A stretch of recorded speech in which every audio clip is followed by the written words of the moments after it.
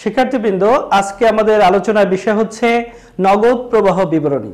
তাহলে নগদ প্রবাহ বিবরণী হিসাব বিজ্ঞানের দ্বিতীয় পত্রের 3 নম্বর অধ্যায়, আর ফিনান্স এবং ব্যাংকিং এর প্রথম পত্রের 4 নম্বর অধ্যায়।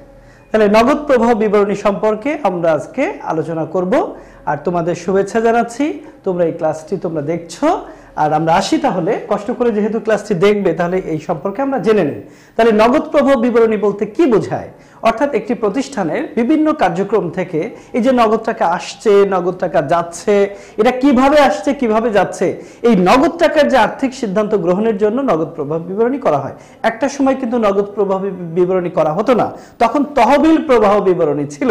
বাট প্রত্যেকটা প্রতিষ্ঠানের নগদ ব্যবস্থাপনা যদি ভালো হয়, তাহলে মুনাফা অর্জন এবং কাঙ্ক্ষিত লক্ষ্য দুটাই পৌঁছানো সম্ভব হয়। এই জন্য নগদ প্রবাহ বিবরণী একটা প্রতিষ্ঠানের এটা তৈরি করা, এবং এফএএসবি অনুযায়ী নগদ প্রবাহ বিবরণীকে বলা হয়েছে যে আর্থিক বিবরণীকে যে 4টি ভাগে ভাগ করা হয়, তার 3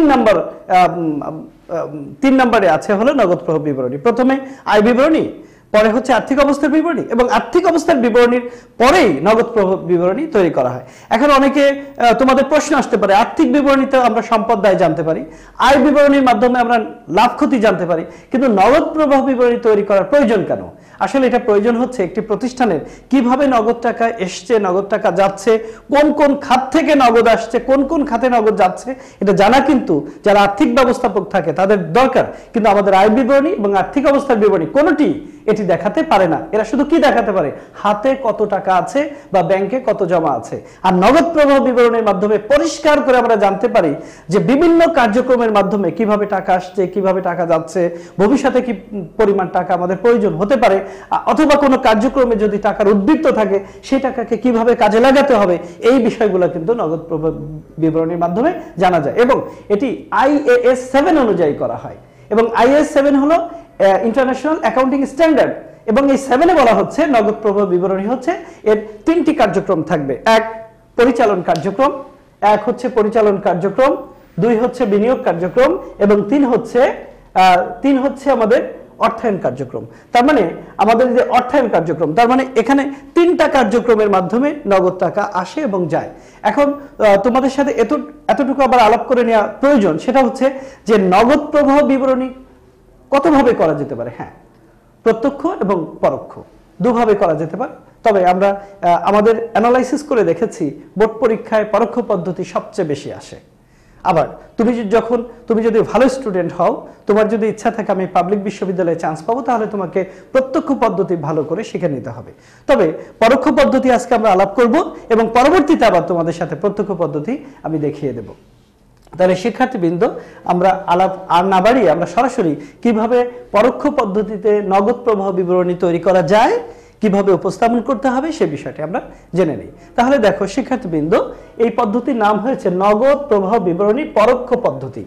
আর যেহেতু এটা পরোক্ষ পদ্ধতি, এবং প্রত্যক্ষ পদ্ধতি হোক আর পরোক্ষ পদ্ধতি হোক, এখানে কার্যক্রম সবসময় 3টি। এই পরিচালন কার্যক্রম, এই যে পরোক্ষ পদ্ধতি, প্রথমটা হচ্ছে পরিচালন কার্যক্রম। এই পরিচালন কার্যক্রম শুধুমাত্র প্রত্যক্ষ এবং পরোক্ষ পদ্ধতিতে ভিন্নতা বা ভিন্ন রূপে আসে। আর বাকি যে 2টি কার্যক্রম রয়েছে, একটা বিনিয়োগ কার্যক্রম আর একটা হচ্ছে অর্থায়ন কার্যক্রম, এই 2টি হচ্ছে সেম, অর্থাৎ প্রত্যক্ষ পরোক্ষ পদ্ধতি সেম, শুধুমাত্র এটি ভিন্ন। তাহলে আমরা আজকে জেনে নেই যে নগদ প্রবাহ বিবরণী পরোক্ষ পদ্ধতিতে কিভাবে তৈরি করতে হয়। তাহলে প্রথমেই আমরা যেহেতু পরোক্ষ পদ্ধতিতে আছি, পরিচালন কার্যক্রম, এটাকে ইংরেজিতে বলে অপারেটিং অ্যাক্টিভিটিস, এটা নিট মুনাফা দিয়ে শুরু করতে হয়। প্রথমে কি দিয়ে শুরু করতে হয়? নিট মুনাফা দিয়ে শুরু করতে হয়। এখন এটাকে আমরা ভিত্তি ধরি, নিট মুনাফাটা হচ্ছে ভিত্তি। ধরো তোমার কোনো ফ্রেন্ড বললো যে আমার বাবার ব্যবসায় এবছর 10 লক্ষ টাকা মুনাফা হয়েছে। ওই ফ্রেন্ড ধরে নেয় তোমার বাবার কাছে এই মুহূর্তে 10 লক্ষ টাকা আছে, তার মানে আমরা মুনাফাটাকে সাধারণত মনে করি কি? নগদ। তাহলে আমরা এই মুনাফাটাকে আগে প্রথমে লিখেছি। হ্যাঁ, যদি এমন কোনো কারণ থাকে যে মুনাফা কমে আছে, প্রতিষ্ঠান থেকে টাকা চলে যায়নি, তাহলে সেগুলো আমরা আবার যোগ করব। আবার যদি এমন হয় যে মুনাফা বেড়ে আছে কিন্তু প্রতিষ্ঠানে নগদ টাকা আসেনি, এটা কিন্তু হতে পারে। যেমন ধারে বিক্রয় করলে, ধারে সেবা প্রদান করলে প্রতিষ্ঠানে মুনাফা হয়, কিন্তু টাকাটা এখনো আসেনি, কিন্তু আমাদের উদ্দেশ্য কি? নগদ প্রবাহ বিবরণী করা, তখন সেগুলো আমরা কিন্তু মাইনাস করব। তাহলে আমাদের একটু টেকনিক অ্যাপ্লাই করতে হবে যে আমাদের কি ভাবে কোনগুলো আমরা প্লাস মাইনাস করব। আমরা একটু খেয়াল করি, এখানে প্রথমে নিট মুনাফা হয় দেওয়া থাকবে, সাধারণত দেওয়া থাকে। আর যদি দেওয়া না থাকে আমরা পরবর্তী ক্লাসে টেকনিকটা বুঝবো যে কিভাবে নিট মুনাফা দেওয়া না থাকলে সেটা বের করে নিতে হয়। তাহলে প্রথমেই হচ্ছে নিট মুনাফা আমরা এখানে দিব। নিট মুনাফার সাথে আমরা চলতি সম্পত্তি বৃদ্ধি পেলে, তাহলে এখানে চলতি সম্পত্তি বৃদ্ধি পেলে তার মানে তোমাকে আর্থিক বিবরণী, আর্থিক অবস্থার বিবরণী দেওয়া থাকবে, আয় বিবরণী দেওয়া থাকবে 2 বছরের। যেমন আমি তোমাদের বলি এই যে আর্থিক অবস্থার বিবরণী, এখানে আর্থিক অবস্থার বিবরণী 2 বছরের দেওয়া থাকবে। শিক্ষার্থীবৃন্দ তোমরা দেখতে পাচ্ছ আর্থিক অবস্থার বিবরণী 2015-2016। এখানে ধরে নাও দেনাদার বা প্রাপ্য হিসাব, এটা চলতি সম্পদ। এখানে 15 সালে ছিল 20,000 আর 16 সালে যে 30,000 হয়েছে, তার মানে দেনাদার কত বৃদ্ধি পেয়েছে? দেনাদার 10,000 বৃদ্ধি পেয়েছে। দেখো শিক্ষার্থীবৃন্দ 10,000 বৃদ্ধি পেয়েছে। এরকম অঙ্ক কিন্তু দেওয়া থাকবে। 2 বছরের 2 সময়কালের আর্থিক অবস্থার বিবরণী এবং আয় বিবরণী দেওয়া থাকবে, ওই দুটিকে তুলনা করে তোমাকে নগদ প্রবাহ বিবরণী তৈরি করতে হবে। তাহলে একটি আসি আমরা, দেনাদার 20,000 এবং 30,000। তাহলে শিক্ষার্থীবৃন্দ তোমরা বলো যে 15 সালে দেনাদার ছিল 20,000 আর সেটি 16 সালে এসে হয়ে যাচ্ছে 30,000, তাহলে কতটুকু বৃদ্ধি পেয়েছে? 10,000 বৃদ্ধি পেয়েছে। আচ্ছা, দেনাদার যদি বৃদ্ধি পায় তার জাবেদা কি হবে? জাবেদা হবে দেনাদার হিসাব ডেবিট। আর তাহলে ক্রেডিটে কি হবে? বিক্রয় হিসাব। তাহলে আমি জাবেদাটা তোমাদের একটু দেখাই দিচ্ছি। প্রাপ্য বা দেনাদার ডেবিট আর বিক্রয় হিসাব ক্রেডিট। কত টাকা? 10,000 টাকা। তাহলে শিক্ষার্থীবৃন্দ তোমরা একটু দেখে নাও যে প্রাপ্য হিসাব বা দেনাদার হিসাব ডেবিট 10,000, বিক্রয় হিসাব ক্রেডিট 10,000। তাহলে এখানে বিক্রয় একটা আয় না, তাহলে আয় বৃদ্ধি পেয়েছে। তাহলে আয় যদি বৃদ্ধি পায় নিশ্চয়ই আমাদের এই নিট মুনাফা বৃদ্ধি পেয়েছে। যেহেতু আমাদের বিক্রয় বৃদ্ধি পেয়েছে তাহলে আমাদের নিট মুনাফাও কি বৃদ্ধি পেয়েছে। কিন্তু নিট মুনাফা বৃদ্ধি পেলেও এই যে দেখো বিক্রয়ের বিপরীতে প্রাপ্য বা দেনাদার, এখানে কিন্তু নগদ টাকা আসেনি। তাহলে মুনাফা বেড়ে আছে কিন্তু ওই অংশটা নগদ না। তাহলে আমাকে কি করা উচিত? এই যে দেখো চলতি সম্পত্তি বৃদ্ধি, তার মানে দেনাদার একটা চলতি সম্পত্তি। তাহলে দেনাদার বেড়ে আছে কিন্তু নগদ টাকা আসেনি। দেনাদার বেড়ে আছে, বিক্রয় বেড়ে আছে, আয় বেড়ে আছে। আয় বেড়ে থাকা মানে মুনাফা বেড়ে আছে, এই নিট মুনাফা বেড়ে আছে কিন্তু নগদ টাকা নেই। তাহলে এটা বাদ দেওয়া উচিত কি না? হ্যাঁ, নিশ্চয়ই বাদ দেওয়া উচিত। এই জন্য আমাদের দেনাদার বৃদ্ধি পেলে আমরা এখানে মাইনাস করব। আর দেনাদার যেহেতু একটি চলতি সম্পত্তি, দেনাদার যে আচরণ করবে, একটি চলতি সম্পত্তি যে আচরণ করবে, সকল চলতি সম্পত্তি একই আচরণ করবে। এই জন্য একবার আমি লিখেছি চলতি সম্পত্তি বৃদ্ধি মানে মাইনাস।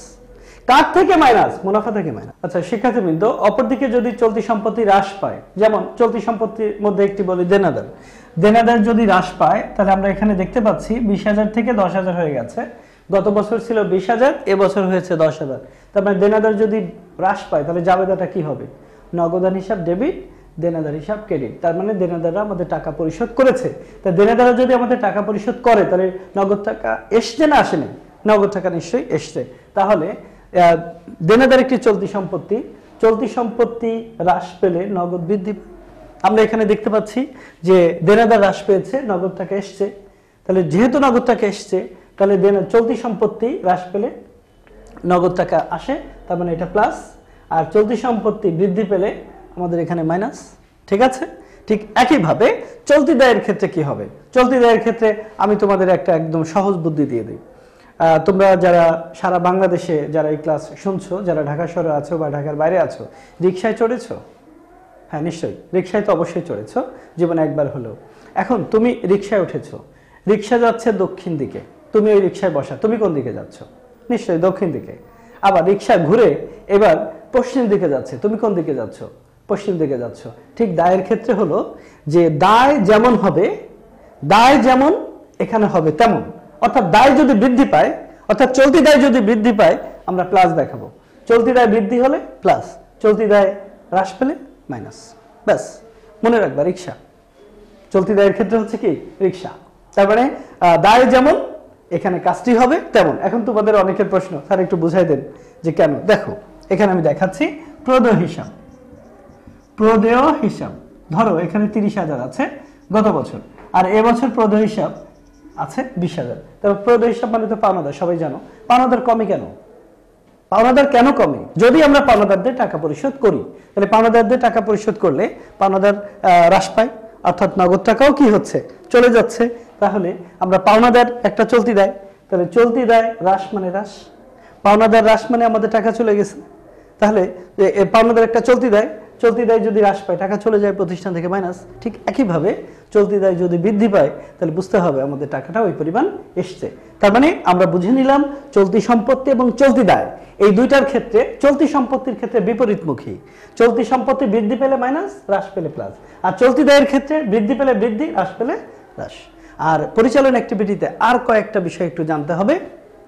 যেমন নিট মুনাফা বের করার সময় আমরা তো নিট মুনাফা ধরে অঙ্কটা করছি না, তাহলে নিট মুনাফা বের করার সময় অনেক সময় এমন কিছু ব্যয় থাকে বা খরচ থাকে যেগুলোর বিপরীতে কোনো নগদ টাকা প্রতিষ্ঠান থেকে যায় না, কিন্তু এই খরচগুলো চার্জ করলে আমাদের আয়কর কম দেওয়া লাগে এবং এটা আমাদের অনুমোদনযোগ্য কিছু খরচ আছে।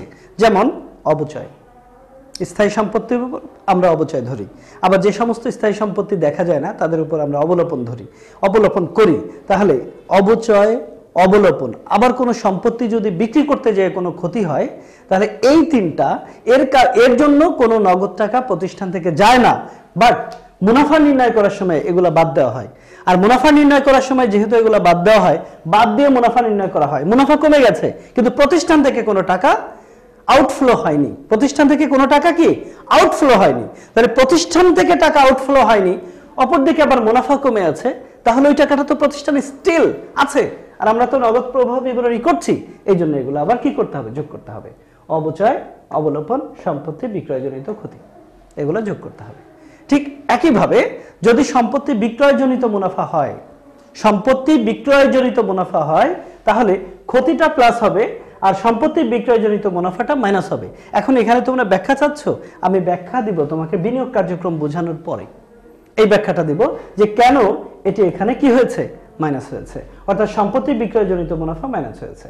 তাহলে এইটুকু শুধু মনে রাখো, সম্পত্তি বিক্রয়জনিত লাভ বা মুনাফা এখানে মাইনাস হবে। তাহলে আমরা একটু খেয়াল করলাম যে প্রথমে পরিচালন কার্যক্রমে নিট মুনাফা দিয়ে শুরু করতে হয়, তার সাথে চলতি সম্পত্তি বৃদ্ধি পেলে মাইনাস, চলতি সম্পত্তি হ্রাস পেলে প্লাস, চলতি দায় বৃদ্ধি পেলে বৃদ্ধি, চলতি দায় হ্রাস পেলে হ্রাস, আর অনগদ খরচ যেগুলো আছে অবচয়, অবলোপন, সম্পত্তি বিক্রয়জনিত ক্ষতি এগুলো প্লাস হবে, আর সম্পত্তি বিক্রয়জনিত মুনাফা বা লাভ এটা মাইনাস হবে। তাহলে এগুলা যোগ বিয়োগ করে দেখলাম এখানে 10,000 মাইনাস এসছে, ধরে নিচ্ছি 10,000 মাইনাস এসছে, তাহলে এখানে নিট মুনাফা ছিল 50 আর এখানে -10। তার মানে পরিচালন কার্যক্রমের মাধ্যমে প্রতিষ্ঠানে নগদ বেড়েছে কত, 40,000, অর্থাৎ পরিচালন কার্যক্রমে নগদ সরবরাহ 40,000। তাহলে আমি এই ছকটাকে কিন্তু কন্টিনিউ করব, তার নিচে যেহেতু জায়গা নেই এই জন্য আমাকে ডান পাশে যেতে হচ্ছে, আসলে এই ছকটাকেই আমি কন্টিনিউ করছি। তাহলে আমরা দ্বিতীয় পর্যায়ে চলে যাচ্ছি, বিনিয়োগ কার্যক্রম। তাহলে নগদ প্রবাহ বিবরণীর কার্যক্রম মোট কয়টি, 3টি, একটি শেষ হলো পরিচালন কার্যক্রম। এখন চলে যাচ্ছি আমরা কি, বিনিয়োগ কার্যক্রম। বিনিয়োগ কার্যক্রম আমরা দেখতে পাচ্ছি যে বিনিয়োগ কার্যক্রমে কি কি আছে। এখানে বিনিয়োগ কার্যক্রমে যে বিষয়গুলো আসবে, স্থায়ী সম্পত্তি নগদে ক্রয় করলে, স্থায়ী সম্পত্তি নগদে বিক্রি করলে, আমরা তো সবাই জানি স্থায়ী সম্পত্তি নগদে ক্রয় করলে টাকা যায় মাইনাস, স্থায়ী সম্পত্তি নগদে বিক্রি করলে টাকা আসে প্লাস, তারপরে হচ্ছে শেয়ার বা ঋণপত্র যদি ক্রয় করি, অন্য কোনো কোম্পানির শেয়ার বা ঋণপত্র যদি আমরা ক্রয় করি, এটা কিন্তু একটা বিনিয়োগ কার্যক্রম, তাহলে সেটা কি হবে, মাইনাস। আর বিনিয়োগ বিক্রয়, প্রতিষ্ঠান অনেক সময় থাকে বিনিয়োগ, তা বিনিয়োগ গত বছর ছিল 50,000, এবছর হয়ে গেছে 40,000, তাহলে নিশ্চয়ই বিনিয়োগ কমে যাওয়া মানে কি, বিনিয়োগ আমরা বিক্রি করেছি, তাহলে বিনিয়োগ বিক্রি করলে টাকা আসে না যায়, নিশ্চয়ই টাকা আসে, এগুলা প্লাস হবে। আর কাউকে যদি আমরা ঋণ দেই, প্রদত্ত ঋণ, তাই ঋণ দেওয়া মানে অন কাইন্ড অফ বিনিয়োগ, তাহলে সেটাও এখানে আসবে, ঋণ দিলে টাকা চলে যায় মাইনাস। শিক্ষার্থীবৃন্দ মনে রাখবা, এত কিছু হয়তো আসবে না, এর থেকে অনেক কম আসবে, কিন্তু আমাদের জেনে তো রাখতে হবে। তাহলে এখানে আমরা প্লাস মাইনাস দেখলাম যে বিনিয়োগ কার্যক্রমে আমাদের মাইনাস আসছে, অর্থাৎ বিনিয়োগ কার্যক্রমে যতটুকু নগদ ইনফ্লো হয়েছে, আগমন হয়েছে, তার থেকে নির্গমনটা কি বেশি ছিল, যার ফলে এখানে আমাদের মাইনাস এসছে। তাহলে মাইনাস আসলে আমরা ভাষাটা এভাবে লিখবো, বিনিয়োগ কার্যক্রমে নগদ ব্যবহার। বিনিয়োগ কার্যক্রমে নগদ ব্যবহার, এটাকে বলে cash flow from investing activity, মানে ক্যাশ ইউজড মানে ব্যবহার। তার মানে এখানে আমরা মাইনাস থাকলে ব্যবহার লিখবো, আর যখন আমরা দেখবো প্লাস ফিগার আছে তখন আমরা এটাকে লিখবো সরবরাহ।